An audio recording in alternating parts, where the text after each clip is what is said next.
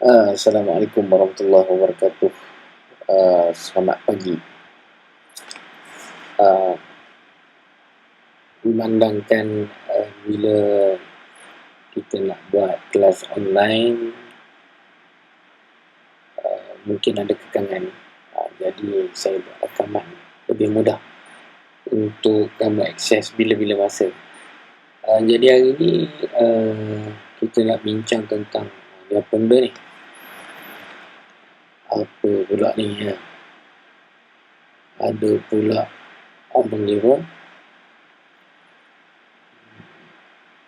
Rasap-rasap ni apa ni?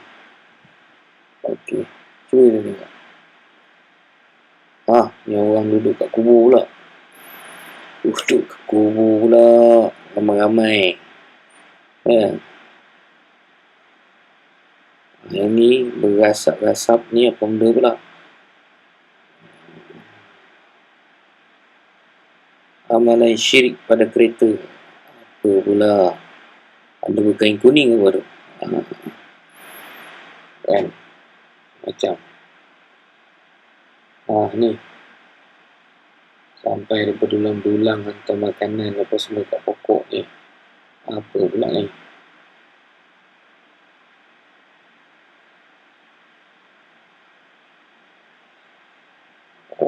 Hari ni kita nak cerita tentang ni.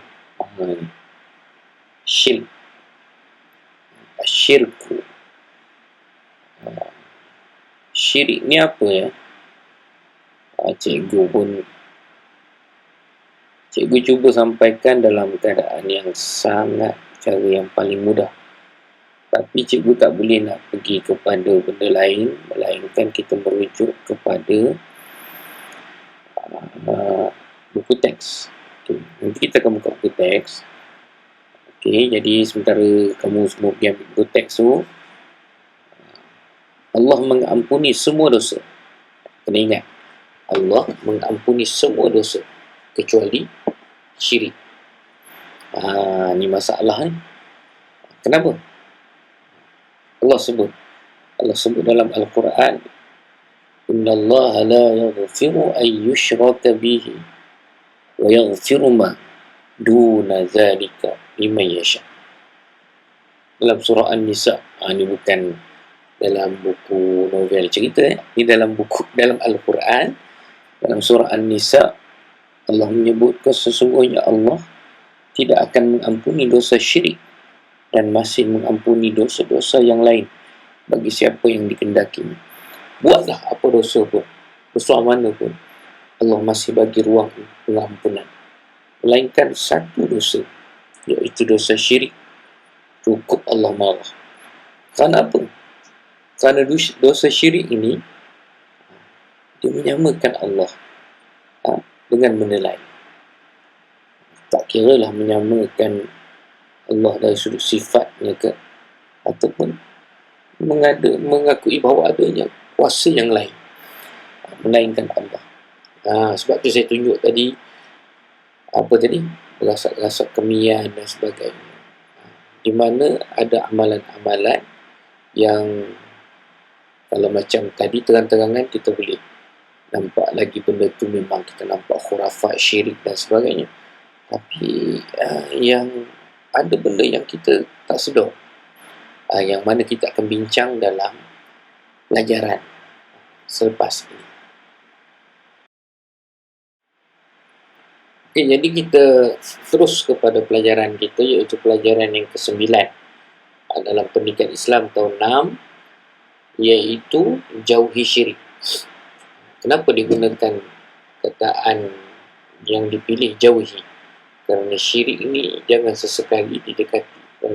Mendekati syirik pasti akan mengundang kemurkaan Allah Subhanahu wa Ta'ala. Semua dah ada buku teks ada buku teks. Cuba kita buka muka surat 101. 101 ni kamu boleh baca sendirilah. Perbualan di antara anak murid ni dengan cikgu dia. Yang saya nak fokuskan kepada surat 102 dan seterusnya. Baik. Kenapa saya pilih buku teks? Buku teks adalah rujukan utama kita di sekolah. Saya boleh pilih kitab-kitab yang lain, tapi buku teks ini dibuat berdasarkan kepada kitab-kitab utama yang lain. Jadi jangan risau kalau orang kata, kenapa tak tengok kitab yang besar? Cukuplah dengan buku teks. Kerana orang yang buat buku teks ni, mereka telah merujuk kepada kitab-kitab yang muktabar. Baik. Syirik, S-Y-I-R-I-K, ataupun dalam bahasa Arab asyirku. Syirik ni, bila sebut tentang syirik, perkara pertama sekali, apa je lah, bukan syirik je, apa je. Semua kali bila berdatang sebut tentang sesuatu perkara, mesti kita kena letak dalam kepala kita, benda apa ni? Apakah benda ni? Kan? Apa ni? Macam tu. Barulah otak kita akan proses lagi. Ini tak, bila kita dengar je, oh syirik, kita tak tanya pun. Sepatutnya apabila kita dapat satu tajuk, benda pertama kita buat dalam otak kita ni, perkara pertama yang perlu kita buat ialah tanya balik, ni apa ni? Apakah maksud benda ni? Apakah maksud perkataan ni? Hari ini kita sebut tentang syirik, kamu akan tanya dalam otak kamu, apakah maksud syirik? Okey, benda pertama yang saya nak kamu semua buat sekarang ialah letakkan dalam minda kamu, letakkan dalam otak kamu bahawa ada persoalan. Apakah maksud syirik? Syirik itu apa? Dalam bahasa kita, syirik itu apa? Okey. Baik. Kita sebut tentang syirik. Syirik itu apa? Macam mana nak tahu? Kita tengok buku teks. Buku teks ada kan? Jadi dalam buku teks, kenapa saya guna buku teks? Salah satunya ialah saya nak mengajar macam mana cara nak baca buku teks ni dengan betul. Sebab ramai di kalangan kita yang saya tengok suka membaca. Kamu ni suka membaca, bagus. Tapi sayangnya, kamu tidak dapat menyerap ataupun membezakan di antara huraian dan juga isi penting. Okey, dalam buku teks ni kamu tengok, tak payah pening-pening. Dia dah letak warna yang lain. Bila dia letak warna yang lain ni, maksudnya benda ni penting. Okey, jadi kita tanya tadi persoalan kita, apa itu syirik? Betul? Baik.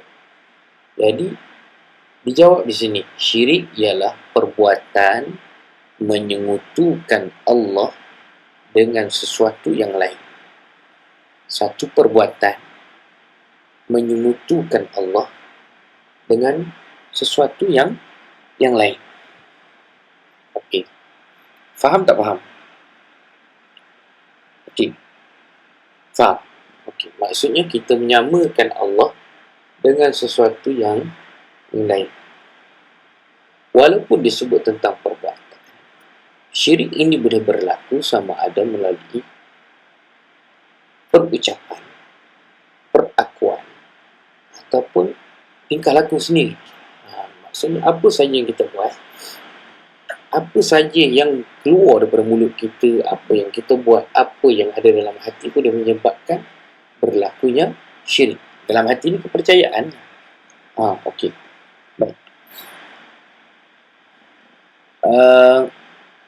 Kalau orang tanya, sebelum ni kalau kita belajar tentang babul aqidah, kita belajar tentang sifat-sifat Allah ataupun nama-nama Allah. Saya selalu bagi tips, jangan pening kepala. Bila dah tanya apa hukum beriman, jawapannya ialah wajib beriman. Tak payah nak fikir-fikir. Tapi janganlah pula terperangkap dengan tips tersebut. Kena tengok juga ayat yang ditanya, apakah hukum mensyirikkan Allah? Bila ditanya apakah hukum mensyirikkan Allah, maka jawapan dia jangan kamu jawab wajib.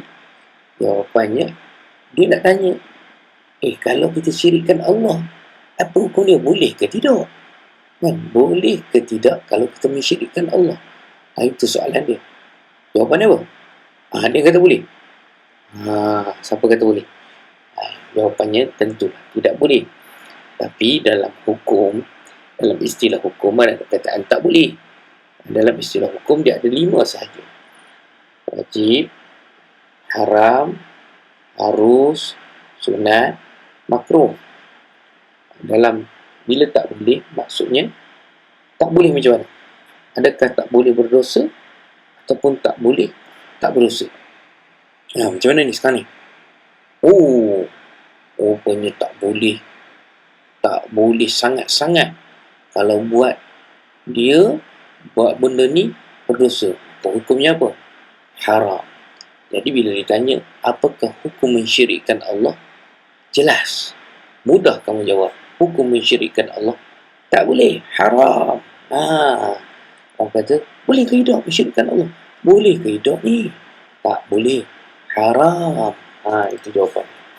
Baik. Syirik ini boleh berlaku dalam 2 keadaan. Kamu tengok di sini. Syirik boleh berlaku dalam 2 keadaan. Yang pertama, berlaku secara jelas. Ataupun satu lagi berlaku secara sesembunyi. Ataupun dalam istilah yang lain, boleh disebutkan sebagai syirik yang berlaku secara, orang kata syirik besar. Satu lagi orang kata syirik kecil. Syirik besar dan syirik kecil. Apakah syirik besar dan syirik kecil ni? Cuba fikir. Sebelum kita pergi belajar, cuba fikir. Syirik besar tu apa? Syirik kecil tu apa? Boleh tak? Cuba fikir. Dan cuba bagi jawapan pada diri kita sendiri. Apa itu syirik besar? Apa itu syirik kecil? Lepas ni kita akan tengok sama-sama. Okey. Dah dapat lah? Okey. Sementara kamu mencari apa itu syirik besar, apa itu syirik kecil, kan? Dari mana kita dapat hukum haram itu? Macam mana? Orang kata apa? Siapa kata haram? Kan? Contohlah kalau kita kata, Man, jangan petik pokok bunga tu. Siapa kata tak boleh? Kan? Kamu nak tahu tak pokok bunga tu, mak leha yang tanam, duduk dalam tanah dia. Kan? Jadi, mak leha cakap, jangan petik pokok bunga tu. Kalau petik pokok bunga tu, aku tak maafkan kamu. Ya ke? Mak leha punya. Jadi sekarang, hukum haram ni kenapa? Siapa yang cakap haram? Pak Ma'un ke yang kata haram syirik? Bukan Pak Ma'un yang cakap haram syirik. Yang cakap haramnya syirik ini ialah Allah Subhanahu wa ta'ala. Dalam firman Allah Subhanahu wa ta'ala, surah Al-Baqarah, ayat yang ke-22. Surah Al-Baqarah ayat yang ke-22. Dia panggil dalil naqli. Dalil ni burhan. Dalil ni maksud dia burhan. Dalil pun saya tak tahu, burhan pun tak tahu juga. Burhan tu apa? Dalil tu apa? Dalil tu bukti. Bukti yang dia naqli ni maksudnya diambil daripada Al-Quran ataupun hadis. Naqal ni ambil copy paste. Bukan hang fikir sendiri, bukan saya fikir sendiri, tak. Dalil naqli ni ambil daripada sumber hukum Al-Quran ataupun hadis. Baik, sekarang ni dalil naqli pengharaman syirik ini datangnya daripada Al-Quran, daripada surah Al-Baqarah. Baik, apa ayat dia? Ayat dia, فَلَا تَجْعَلُوا لِلَّهِ أَنْدَادًا وَأَنْتُمْ تَعْلَمُونَ. Maksudnya apa? Maka janganlah kamu. Fala ni maka jangan. La di sini merujuk kepada pengharaman. La di sini merujuk kepada pengharaman. Haram. Bukan makruh lagi. Fala di sini maksudnya tak boleh. Janganlah kamu mengadakan bagi Allah itu sebarang sekutu. Anda ada, maksudnya ambil benda lain kata Tuhan juga, tak boleh. Ambil benda lain kata ni ada power juga, sedangkan tidak tahu bahawa Allah Subhanahu wa taala itu Maha berkuasa. Yang menyembuhkan penyakit sebagai contoh, yang menyembuhkan penyakit adalah Allah Subhanahu wa taala, kan? Ubat sebagai ubat air, kadang-kadang orang bagi perfume, hilang penyakit. Benda-benda tu hanya sebagai asbab, hanya sebagai sebab untuk dia jadi baik. Tapi yang menyembuhkan, yang mengizinkan ialah Allah. Namun apabila ada benda lain, kita kata tak, ubat itulah yang menyebabkan Allah menyebabkan orang tu baik, bukan Allah ubat tu. Kalau kata begitu, maksudnya kita telah mengangkat kedudukan ubat tadi tu seumpama hampir dengan kedudukan Allah Subhanahu wa taala. Kerana kuasa menyembuhkan itu adalah kuasa Allah. Semua benda yang berlaku ni atas dunia ni berlaku dengan izin Allah. Baik buruk Allah yang izin. Buruk berlaku, Allah bagi petunjuk, Allah bagi hidayah, Allah bagi penerangan macam-macam. Kita pilih juga. Silakan. Dah kamu nak pilih ke jalan ke neraka, setelah ada cahaya hidayah Allah berikan kepada kita. Sebab tu Allah sebut fala taj'alu, maka haram kamu menjadikan Allah itu, bagi Allah itu sekutu. Wa antum ta'lamun, padahal kamu semua mengetahui. Hukum ni jatuh bila orang tu sedar. Hukum ni jatuh bila orang tu tahu. Hukum tak jatuh pada orang jahil. Hukum jatuh kepada orang yang sedar. Jahil pula tengok macam mana. Kalau dia jahil sebab dia tak mau belajar, itu lain. Ini memang dia tak tahu. Innocent. Orang yang tak tahu apa, kan? Blur. Oh ya ke? Allahu Akbar, aku tak tahu. Macam tu. Contohnya dekat tempat dia, biasa lah. Barang atas meja, sebagai contoh, di sekolah lama dia. Sekolah lama dia, barang atas meja, itulah makan untuk orang ramai. Tapi dia pergi sekolah baru. Tiba-tiba dia ingat yang sama juga, dia makan. Tiba-tiba orang kata, ayah haram kamu makan. Kenapa? Bukan itu sekian-sekian si Fulan punya. Bukan dia bagi dekat orang, dia letak atas itu saja. Dia kata, aku tak tahu. Itu pun kena minta maaf. Tapi dia tak bersalah sebab dia tak tahu. Cuma kesalahan dia ialah dia tak tanya. Itu je lah kesalahan, dia tak minta izin. Sekarang ni cerita dia, kita dah tahu Allah itu Maha Esa. Allah itu hanya Tuhan yang dia layak disembah. Tak ada Tuhan lain, tak ada kuasa lain. Yang maha kepada segala-galanya adalah Allah. Tiba-tiba kita sakit, kita tak minta dengan Allah Subhanahu wa taala. Kita pergi jumpa doktor dan sebagainya, kita lupakan Allah Subhanahu wa taala. Bila kita sihat daripada sakit itu, kita kata ubat itulah yang bagus, doktor itulah yang bagus. Jumpa doktor tu sihat, jumpa doktor lain tak sihat. Jaga.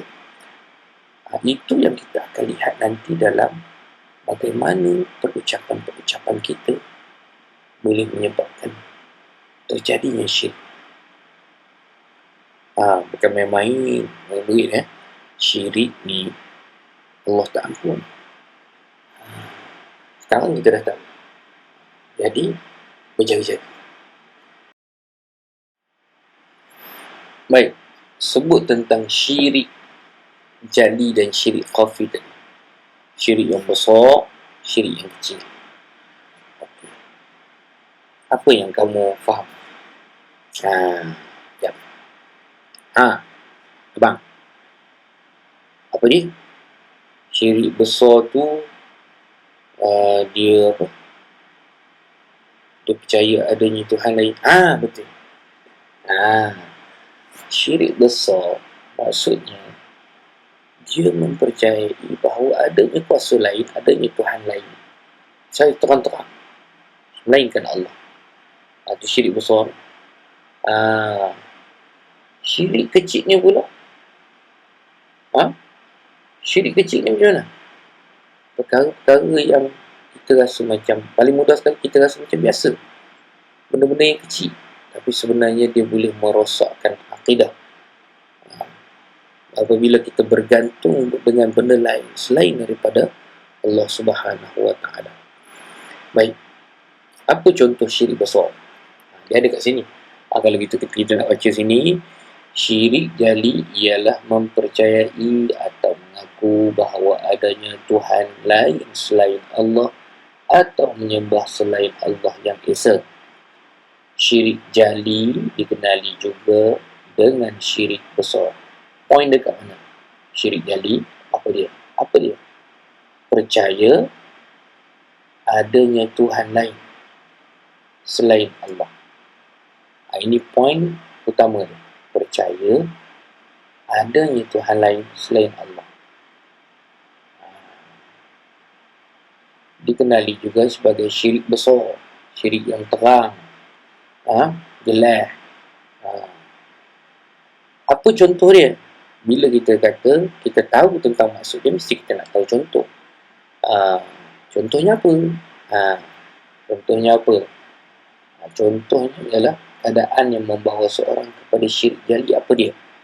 Yang pertama, contohnya menyembah berhala.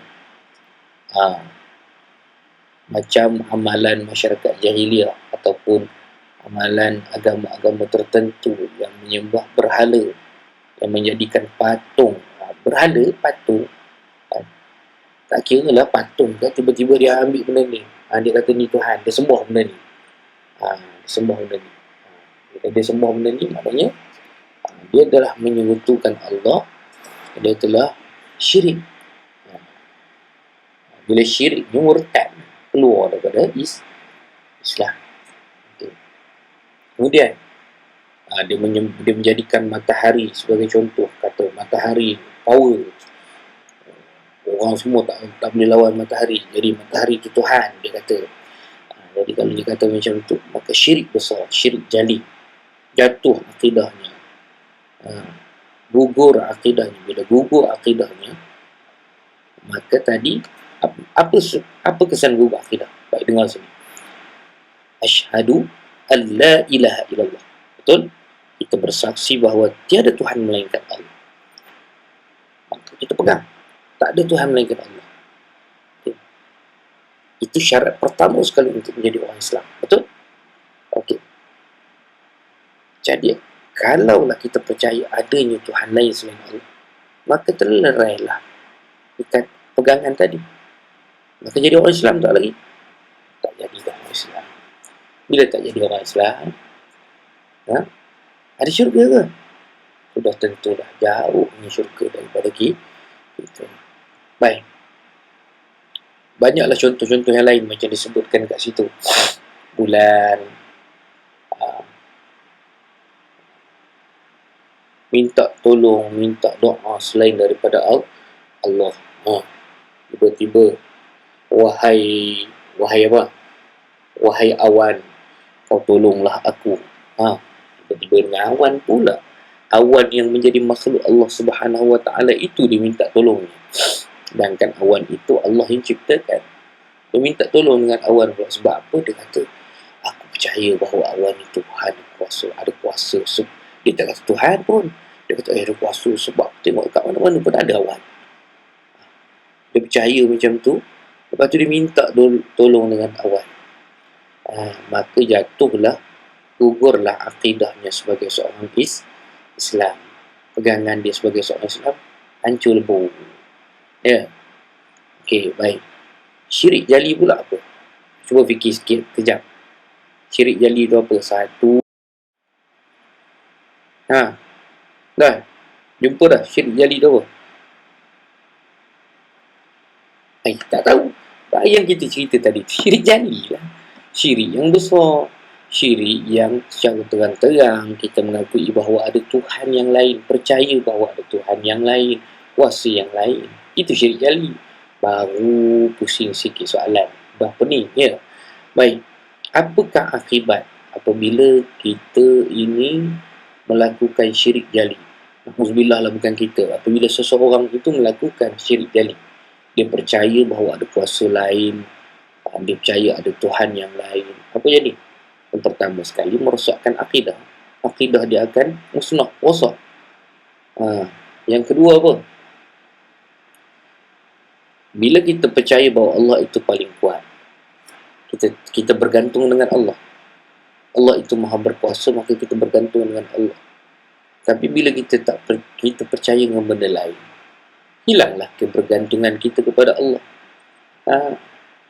Yang ni dia bagi pendek, hilang pergantungan dengan Allah. Itu maksud hilang pergantungan dengan Allah. Yang ketiga, berdosa besar dan dimurkai Allah. Syirik ni dosa besar, dah nama pun dosa. Yang kecil pun Allah murka, yang besar mestilah Allah murka. Tak payah fikir panjang yang tu. Yang ketiga, kekal dalam api neraka. Sebab apa dikekal dalam api neraka?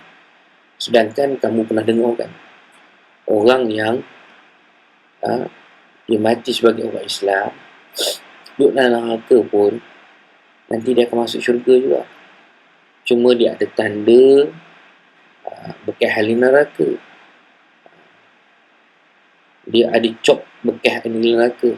Tak apalah, tapi dia masuk syurga juga. Sebab apa? Sebab dia masih lagi beriman bahawa Allah Subhanahu Wa Taala itu Tuhan. Tapi orang ni kekal dalam neraka. Kenapa kekal? Sebab dia tak mengakui bahawa Allah itu Tuhan. Bila kita tak mengakui bahawa Allah itu Tuhan, maka kekallah dalam neraka. Samalah dengan orang-orang yang tak beriman, orang-orang yang percaya dengan Tuhan yang lain. Faham dah? Kalau faham, lepas ni nak tahu tentang apa? Syirik. Kalau tadi kita cerita tentang syirik jali, sekarang kita cerita tentang syirik khafi. Syirik khafi tu apa pula? 1, 2, 3. Okey. Syirik khafi. Ini dia. Syirik khafi. Tadi kita cerita tentang syirik jali, sekarang syirik khafi. Syirik khafi ni apa pula, cikgu? Syirik khafi ni, mudahnya, kita percaya Allah tu Tuhan. Tapi macam dalam masa yang sama itu, kita masih lagi meletakkan benda-benda lain tu. Umpama, maknanya kita tak meletakkan sepenuhnya kepada Allah Ta'ala. Kita ada buat benda-benda yang lain. Sebagai contoh, dalam ibadah. Dalam ibadah sebagai contoh, kita sembahyang. Sembahyang kerana siapa? Sembahyang kerana Allah. Betul? Sembahyang kerana Allah. Tapi kita sembahyang tu, kita kata, kesembahyang ni, macam dia tulis kat sini, mak mesti puja aku depan adik-adik sebab rajin solat. Hi. Nampak? Perbuatan dia itu nampak biasa. Dia percaya Allah itu, dia tak kata ada Tuhan lain. Dia sembahyang. Cuma dalam hati dia itu, dia sembahyang tu tak sepenuhnya kerana Allah. Dia sembahyang tu sebab nak tunjuk dekat orang. Sebab itu salah satu benda yang menjadi perkara utama dalam syirik khafi ni, syirik kecil ni, yang boleh bawa kepada syirik kecil ni. Pertama sekali kita tengok situ, dia tulis kat situ apa? Riak. Riak ni dalam ibadah, iaitu melakukan sesuatu ibadah bukan kerana Allah semata-mata, tapi sebab nak tunjuk dekat orang. Ni kita pakai kopiah, bukan payah pun, syirik kecil. Kita pakai kopiah ni kita pakai tutup kepala apa semua ni kerana siapa? Kerana Allah. Kita niat kerana Allah. Kadang-kadang kita tak niat apa-apa, tak dapatlah pahala. Betul? Tapi kita ada pula. Kalau kau kita tak niat tu kosong lah. Tapi bila kita berniat tentang sesuatu, itu masalah. Bila kita kata aku pakai ni supaya orang pakai kopiah ni, orang nampak aku alim lah sikit. Jadi orang pun percaya lah cakap aku. Jadi kalau aku jual produk pun orang percaya lah. Jadi dia buat benda tu kerana nak tunjuk dia baik. Nak tunjuk orang, jaga-jaga. Mungkin dia tak masuk dalam syirik kecil, tapi dia jalan menuju kepada syirik kecil. Lepas tu dia tunjuk. Lepas tu bila orang ni pula, dia cakap pula orang, takkan kamu tak percaya aku pakai kopiah ni, pakai yang sunnah. Takkanlah kamu tak percaya dengan orang macam ni, kan? Orang baik-baik je pakai kopiah ni. Dia cakap macam tu pula. Ucapan-ucapan begitu, pula ucapan-ucapan yang menuju kepada riak. Riak ni tunjuk ke orang. Riak ni tunjuk ke orang. Baik. Banyak lagi. Lagi kita tengok apa benda contoh-contoh perkara-perkara yang dikategorikan sebagai syirik kecil. Ini dia bagi satu contohnya ni, riak. Okey. Akibat dia apa? Kesan dia apa? Menghapuskan pahala amalan. Sebab buat kerana Allah Ta'ala. Kemudian sukar menerima pandangan orang lain. Orang yang kebergantungan dia ini tidak kepada Allah sepenuhnya, dia buat kerana orang lain, dia buat kerana nak tunjuk ni. Dia sifat anani tu lebih sikit. Sifat apa orang panggil, sifat diri dia sendiri tu lebih sikit.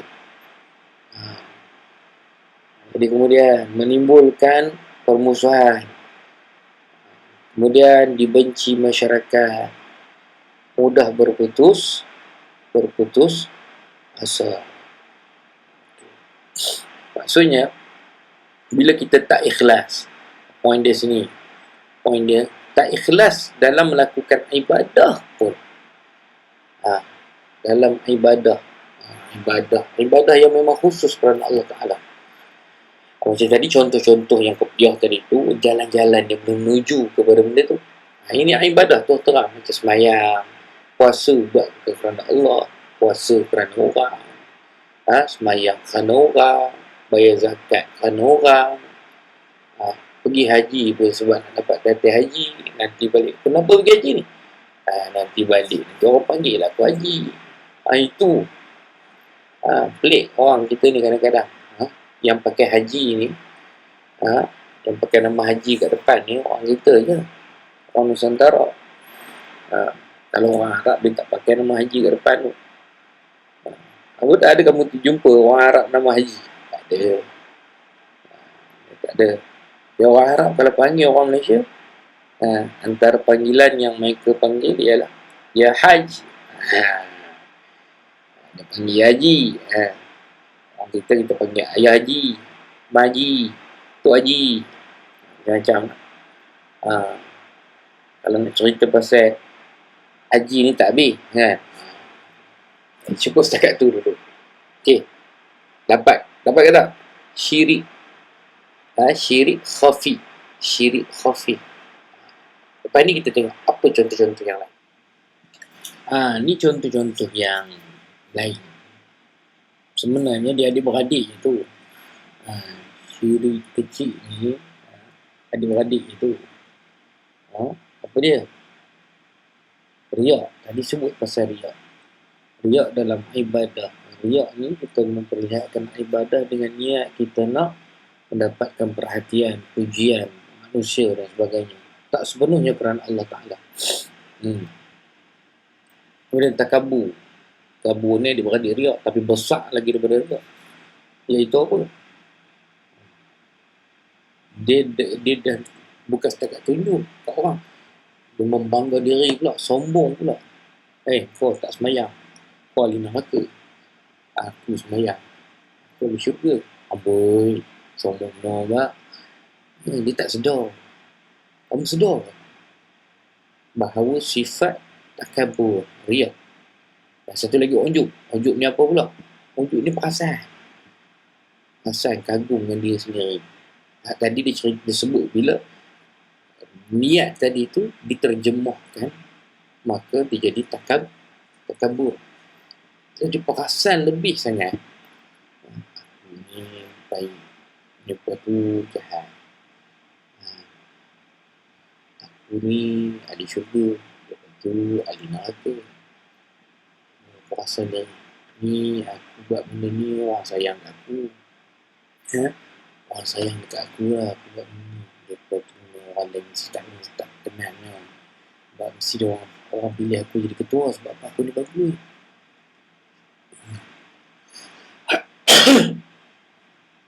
Dia lebih kepada perasaan kagum atas diri sendiri. Hebat aku ni. Mudah je. Sedangkan ketika kamu membaca Al-Quran pun, kamu pergi diuji. Kamu ingat orang-orang yang baca Al-Quran dengan sedap-sedap tu, kecil ke hujan? Dia tarik lagu. Saat dia tarik lagu tu, kan?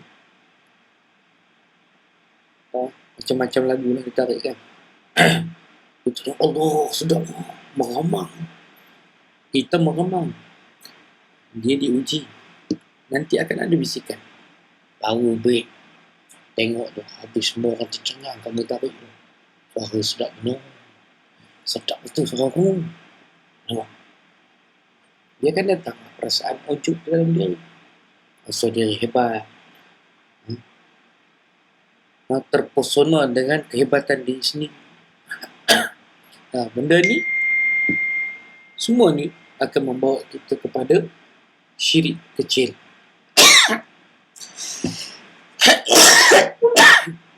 Kenapa tak boleh sebenarnya? Kerana sifat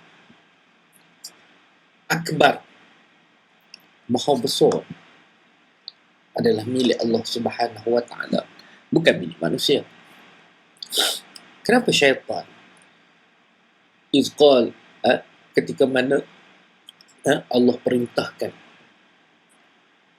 izqala rabbuka lil malaikati isjudu li Adam fasajadu.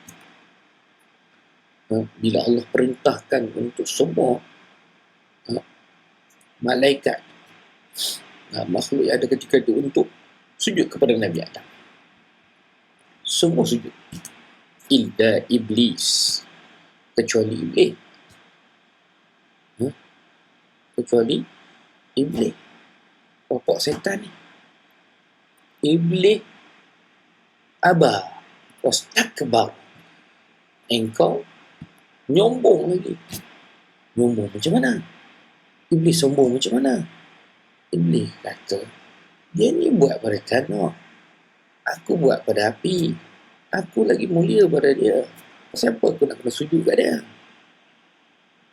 Maka dengan sifat sombong itulah menyebabkan Allah Subhanahu wa ta'ala nak campakkan iblis masuk dalam neraka. Bila Allah nak campak iblis masuk neraka, maka di situlah iblis minta, Ustaz, sebabkan manusia ini aku kena masuk neraka, maka aku minta tangguhkan siksaan untuk aku sesatkan anak cucu Nabi Adam. Sebenarnya benda ni Allah dah tahu dah.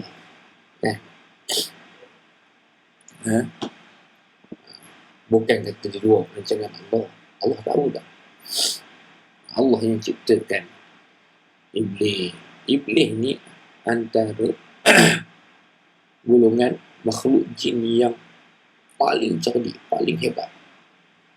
Macam-macam tahu kelebihan yang dia ada. Disebabkan kelebihan itulah, maka dia telah menjadi bongkar. Itu yang jadi. Jadi sebab itulah orang yang ujub, riak, takabur, dia boleh jadi syirik. Dia boleh jadi syirik. Kerana syirik, dia boleh jadi syirik walaupun dia tak jatuh sampai gugur akidah sepenuhnya, tapi dia membawa kepada kemurkaan Allah Subhanahu wa taala. Hukum dia berdosa. Baik. Dah faham? Okey, baik. Balik kepada buku teks.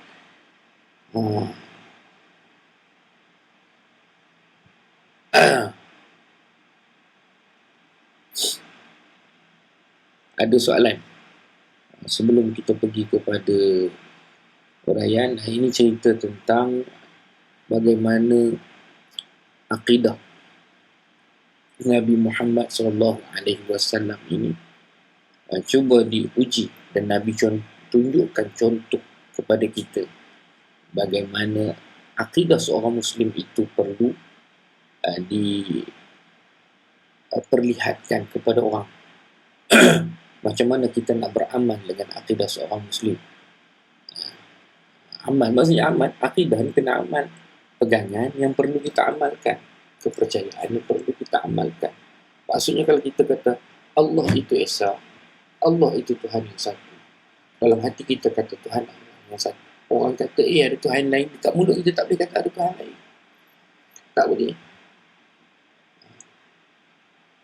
Dari sudut perbuatan kita pun kita tak boleh menyembah benda yang lain.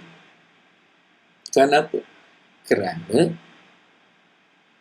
akidah ini perlu diterjemahkan melalui lisan dan perbuatan.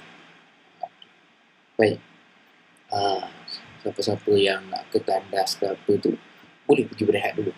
Minum-minum air dulu. Okey. Sementara tu, kamu cuba baca dulu. Daripada atas ni sampai ke bawah. Baca sendiri dulu. Baca. Agak-agak faham ke tak?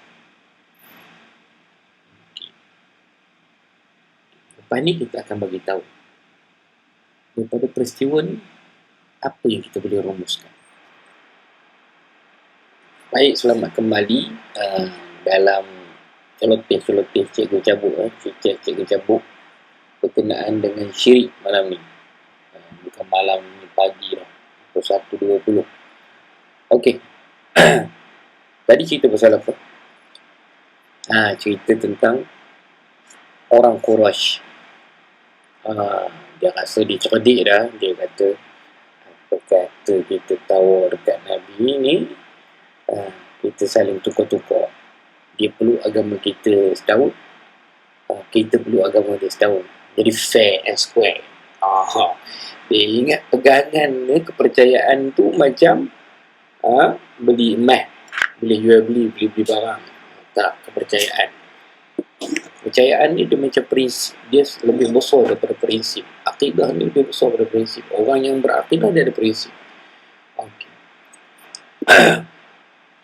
Bila sebut tentang cerita ni tadi, Quraisy dia tawarkan Nabi, apa kata, kau Muhammad, kau syirikkan Tuhan kau, jadi iaitu kau sembah berhala setahun.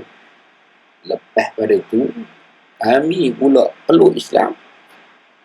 Lepas tahun tu kamu masuk Islam ni. Lepas tu kami pula peluk Islam selama setahun. Lepas tu kamu nak apa? Harta, pangkat, apa semua ni kami bagi semua.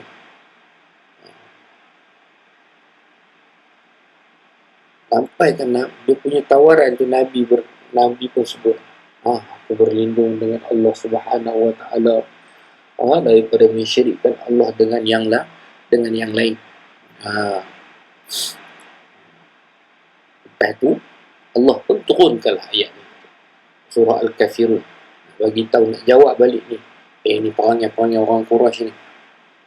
Orang jahat ni boleh percaya? Tak boleh percaya. Tapi kadang-kadang kita ni termakan juga. Termakan juga. Pujuk rayu syaitan. Macam mana dia orang boleh dapat akal ni? Pokoknya dia orang tak mau tinggalkan alam jahiliah mereka itu, sampai tahap mereka sambut tawarkan begitu. Main jual beli pula agama ni. Kan? Lalu Allah sebut apa? Qul, katakanlah wahai Muhammad, ya ayyuhal kafir, wahai sekalian orang-orang kafir, la a'budu, sesungguhnya dan tidak aku menyembah. Ma ta'budun, apa yang kamu sembah. Wala antum abidun, dan kamu tidak menyembah. Ma a'bud, apa yang aku sembah. Wala ana abidun ma abadtum, dan aku tidak akan beribadah secara kamu beribadah. Ya Allah turunkan wahyu ni untuk menjawab apa yang orang Quraisy nak buat tadi. Allah kata, katakanlah wahai Muhammad, gini, wahai orang-orang kafir, aku tak menyembah apa yang kamu sembah, kamu tak menyembah apa yang aku sembah. Aku tak akan buat sembah penyembahan seperti mana apa yang kamu buat. Wala antum abiduna ma'abud, dan kamu tak perlu, kamu tak buat cara sembah macam aku sembah. Lakum dinukum waliyadin, bagi kamu agama kamu, aku agama aku. Dah kamu tak mau ikut, buatlah agama kamu. Esok terimalah akibat. Begitulah. Itu adalah peristiwa yang nak menunjukkan bahawa akidah itu perlu dijaga. Banyak lagi kalau kita tengok surah Nabi, lepas tu cerita tentang para sahabat, bagaimana ujian-ujian yang Allah titipkan kepada mereka untuk menjadi iktibar kepada kita bahawa akidah itu perlu dijaga, perlu sangat-sangat dijaga. Seperti mana peristiwa Bilal bin Rabah, yang diletakkan batu di atas badannya, diheret dengan kuda. Beliau masih lagi menyebutkan ahad. Kenapa dia sebut tu? Maknanya dia nak pertahankan, nak sebut bahawa dia masih lagi beriman kepada Allah. Buat macam mana ke aku pun, aku tak akan lepaskan pegangan aku, iaitu beriman kepada Allah. Jadi kenapa ada yang syirik besar dan kecil tadi? Besar tu nak bagi tahu bahawa kalau buat macam ni, maka gugurlah akidah. Yang kecil nak bagi tahu kat kita bahawa ada perbuatan-perbuatan, ada perucapan-perucapan kita yang apabila kita rasa benda tu besar lebih daripada Allah, boleh menyebabkan menuju kepada jalan syirik. Macam perucapan-perucapan kita, kerana engkau lah aku selamat, cakap kat member itu. Jaga perucapan itu menuju kepada syirik yang kecil. Kenapa? Kerana ada kesombongan di sana. Bahawa orang ni lah yang selamatkan kita. Sedangkan siapa yang selamatkan kita? Allah Subhanahu wa ta'ala yang menyelamatkan kita. Orang tu sebagai asbab saja, hanya sebagai sebab sahaja. Maka bila ada, tak boleh ada sombong, kita kena sedar dia. La hawla wa la quwwata illa billahil aliyyil azim. Tak ada daya kita ni melainkan Allah Subhanahu wa ta'ala. Gitu.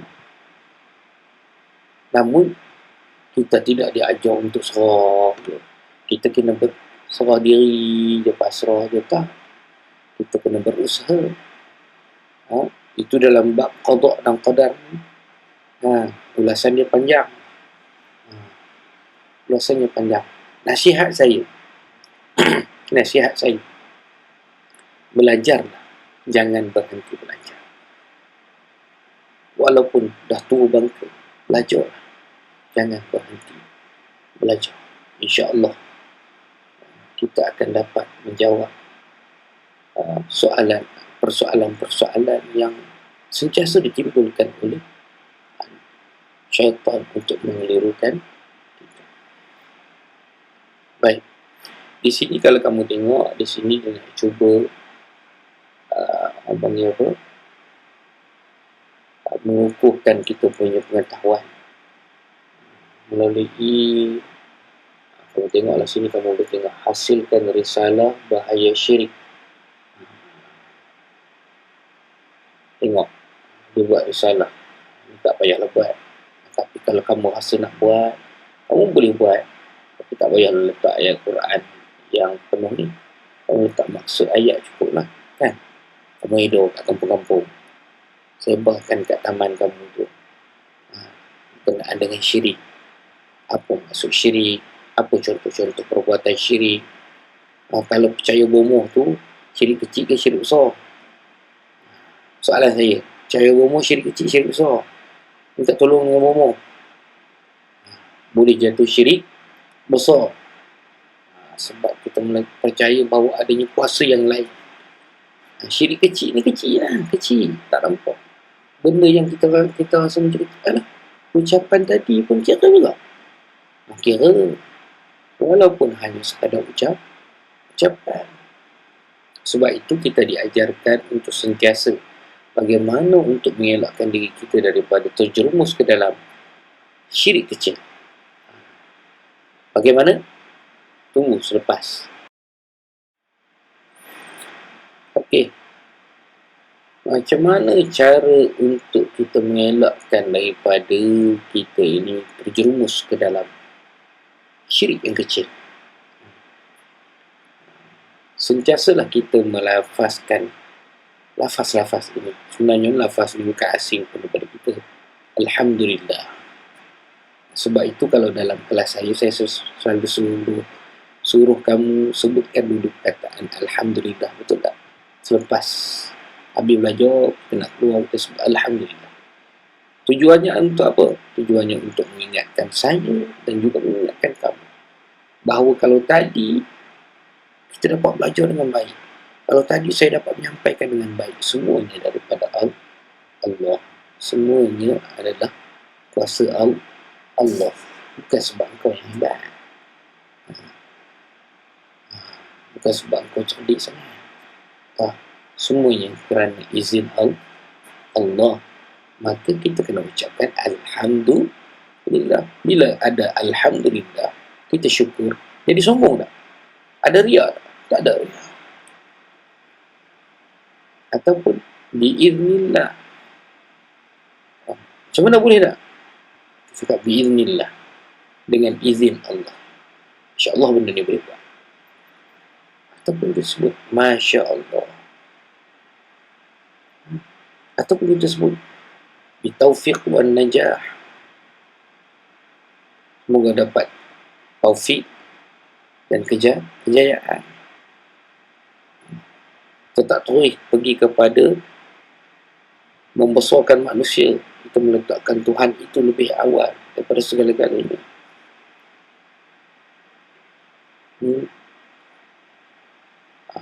Qadarallahu ma syaa fa'ala. Di sini juga kita meletakkan Allah dalam takdir yang akan berlaku pada kita nanti. Itu juga insya-Allah. Ni kalau kita orang Melayu ni susah sebut ni, qadarallahu ma syaa fa'ala. Beritahu kat pakcik kat kampung tu, apa dia? Apa dia? Masya fa'ala. Apa dia? Dua tiga kali dia tanya kita apa dia lagi, memang popong di bawah macam muka kita. Dia ingat kita dah mati dah kan. Dia tak faham.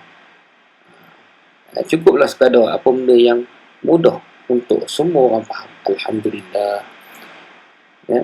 Masya Allah, Subhanallah, Insya Allah. Bila kita meletakkan Allah itu pada pengucapan kita, pada perbuatan kita, insya Allah kita akan tergolong dalam golongan-golongan yang ikhlas, dengan golongan yang tunduk, tidak takabur, tidak membangga diri.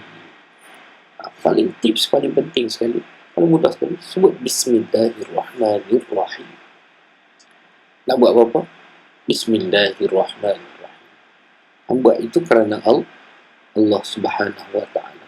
Bila kita sebut Bismillahirrahmanirrahim, kita faham maksud Bismillahirrahmanirrahim itu, maka kita sedar bahawa kita ni hamba.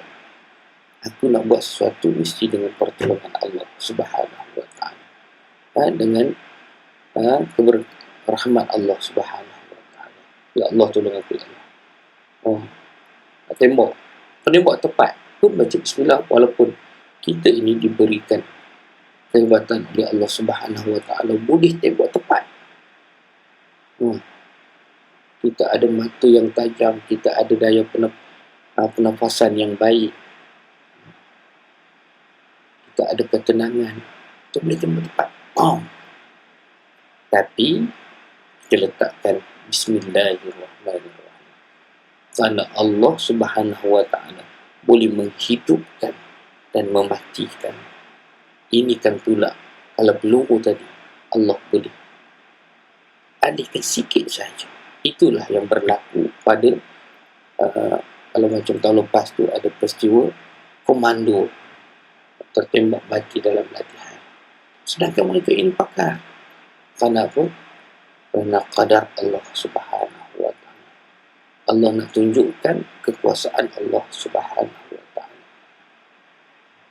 Allah nak memberi peringatan kepada manusia bahawa adanya Tuhan yang kontrol, yang menguasai sekalian alam ini. Baik, itu sekadar itu saja. Perkongsian kita lebih kurang dekat sejam juga kan. Apa itu syirik? Mudah-mudahan kamu boleh buat lagi carian-carian berkenaan dengan syirik ni. Mudah je. Kalau tak faham lagi, buka lagi. Kalau tak faham lagi, tanyalah saya telefon di 019-485-8182 untuk pertanyaan, ataupun boleh tanya di Facebook, ataupun boleh tanya di Instagram, di mana-mana sajalah tempat yang boleh tanya. Tepi jalan pun boleh tanya, asal jumpa. Apa yang saya tahu, saya akan bagi tahu. Apa yang saya tak tahu, apa yang saya tidak pasti, saya tak akan kongsi, kerana takutnya menjadi fitnah dan juga menjadi kesesatan kepada orang lain. Sesungguhnya tidak tahu itu, kata Imam, tidak tahu itu adalah pintu kepada pengetahuan. Jangan malu untuk berkata tidak tahu, dan carilah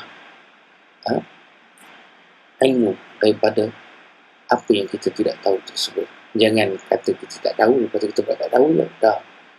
Sebab itu kalau kamu tengok ada orang-orang yang mengajar, bila dia tanya, ni saya tak tahu, minta maaf, nanti saya akan cari dulu. Lepas ni saya akan bertanya kepada orang-orang yang lebih alim. Selepas pada itu saya akan maklumkan kepada tuan-tuan, kepada perempuan. Begitu. Itu adabnya. Bukan kita tahu semua kan. Kalau kita tahu semua ni, payahlah. Kan sekali lagi jadi wujud riak pula. Sebab tu Allah tu Maha Penyayang, Allah Maha Pengasih. Allah bagi-bagikan pengetahuan itu. Ada yang tahu lebih kat sini, ada tahu yang lebih kat sini, supaya kita saling bergantung di antara satu sama lain dalam menuju dan mencari rahmat serta kasih sayang Allah Subhanahu Wa Taala. Sungguhnya syurga itu adalah janji Allah, dan kita masuk ke dalamnya adalah kerana keredaan dan rahmat kasih sayang-Nya. Jadi justru carilah rahmat serta kasih sayang Allah Subhanahu Wa Taala. Sehingga jumpa lagi dalam tajuk yang lain. InsyaAllah boleh tengok dalam YouTube Cikgu Cabuk, channel Cikgu Cabuk. Dalam tu dah ada tajuk-tajuk, dah ada jenam video-video yang saya buat. Cuma kalau sebelum ni saya buat dalam bentuk video interaktif. Kali ni kita lebih kepada chit-chat. Kalau boleh sebenarnya saya nak buat interaktif dua hala, tapi itulah kekangan yang saya sebut di awal tadi tu. Kita raikan perbezaan kita. Mudah-mudahan Allah berkati dan Allah berikan nikmat yang berganda-ganda kepada kita. Wallahu a'lam. Assalamualaikum warahmatullahi wabarakatuh. Maafkan saya.